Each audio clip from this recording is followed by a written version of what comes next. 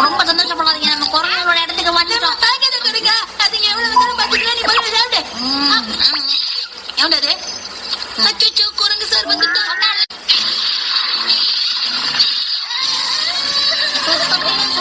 ஆமா, இதெல்லாம் ஏன் இவ்வளவு கோவமா இருக்கு?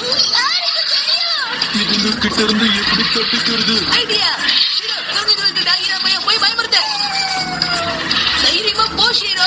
நீ மட்டும் அந்த குரங்குகளை பயமுறுத்தி அனுப்பிட்டா ஷின்சான் வீட்டுல இருந்து உன்னை எங்க வீட்டுக்கு கூட்டிட்டு போயிட.